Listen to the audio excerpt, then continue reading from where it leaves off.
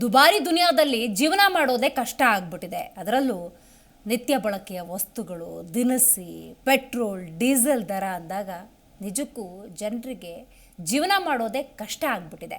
ಈ ನಡುವೆ KSRTC bus ದರ ಏರಿಕೆಗೆ ಮುಂದಾಗಿದೆ. ನಷ್ಟದಲ್ಲಿರುವಂಥ ನಿಗಮವನ್ನು ಮೇಲೆತ್ತೋದಕ್ಕೆ ಬೆಲೆ ಏರಿಕೆ ಅನಿವಾರ್ಯ ಅಂತ ಹೇಳಲಾಗ್ತಾ ಇದೆ.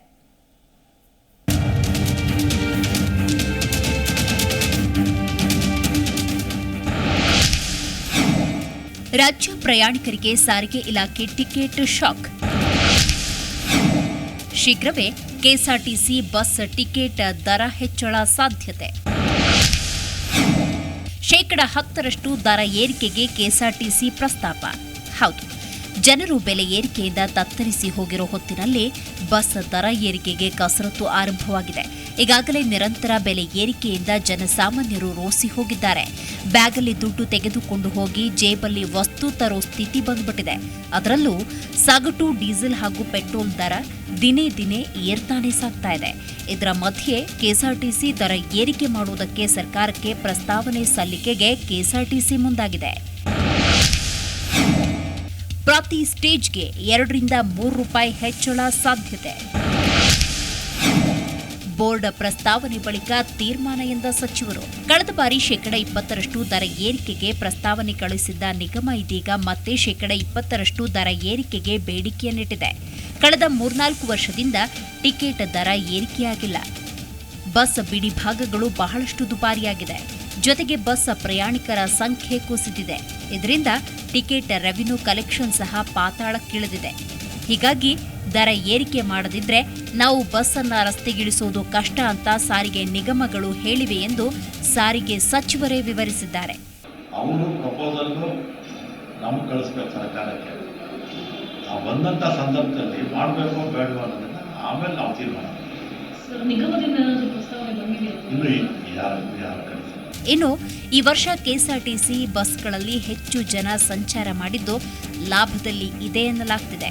ಸದ್ಯ ಶಕ್ತಿ ಯೋಜನೆಯಿಂದ ಮಹಿಳೆಯರು ದೇವಸ್ಥಾನ, ಮಠ, ಮಂದಿರ ಅಂತ ಸಂಚಾರ ಮಾಡುತ್ತಿದ್ದಾರೆ. ಆದರೆ ಟಿಕೆಟ್ ರೇಟ್ ಬಗ್ಗೆ ಬೋರ್ಡ್ ಪ್ರಸ್ತಾವನೆ ಸಲ್ಲಿಕೆ ಮಾಡಿದ್ರೆ ನಂತರ ತೀರ್ಮಾನ ಮಾಡ್ತೀವಿ ಅಂತ ಸಚಿವರು ತಿಳಿಸಿದ್ದಾರೆ. ಪ್ರತಿ ವರ್ಷನೂ ಮಾಡಬಹುದು. ಈ 4 ವರ್ಷ ಆಗಿತ್ತು ಮಾಡಿ. ಅದಕ್ಕೆ ಮುಂಚೆನೂ ಒಂದು 4-5 ವರ್ಷ ಮಾಡಿರಲಿಲ್ಲ. ಈಗ 2020ರಲ್ಲಿ ಏರಿಸಿದ್ದೀವಿ. ಈಗ ನಮ್ಮ ಮುಂದೆ ನಮ್ಮ ಮಂಡಳಿಗಳ 4 ಮಂಡಳಿಗಳ ಯಾವ ಪ್ರಸ್ತಾವನೆಯನ್ನು ಕೂಡ ನನಗೆ ಬಂದಿಲ್ಲ. ಬಂದ ಮೇಲೆ ಮಾಡಬೇಕು ಬೇಡ ಅನ್ನೋದು ನಾವು ಹೇಳ್ತೀನಿ. ಚಾನ್ಸಸ್ ಇದೆಯಾ ಸರ್ ಬಂದರೆ? ಬಿಕಾಸ್ ಶಕ್ತಿ ಯೋಜನೆ ಅಂದರೆ ಏನಾದರೂ ಚಾನ್ಸಸ್ ಇದೆಯಾ ರೇಟ್ ಜಾಸ್ತಿ ಪ್ರಸ್ತಾವನೆ ಇನ್ನೂ ಬಂದಿಲ್ಲ. ಬೋರ್ಡಿಂದ ಏನೋ ಪ್ರಸ್ತಾವನೆ ಬಂದಿಲ್ಲ.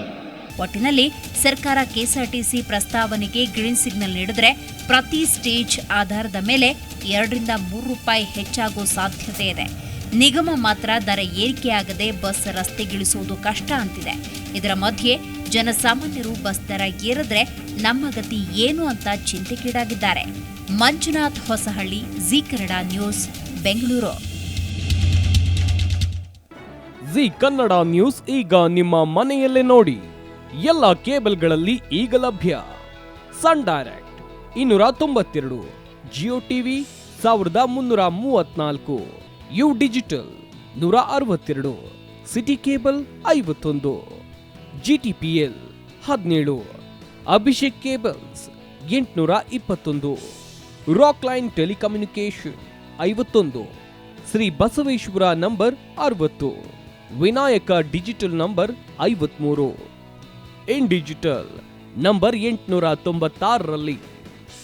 ನಿಮ್ಮಿಸ್ತದ ಜಿ ಕನ್ನಡ ನ್ಯೂಸ್ ನೋಡಿ ಆನಂದಿಸಿ.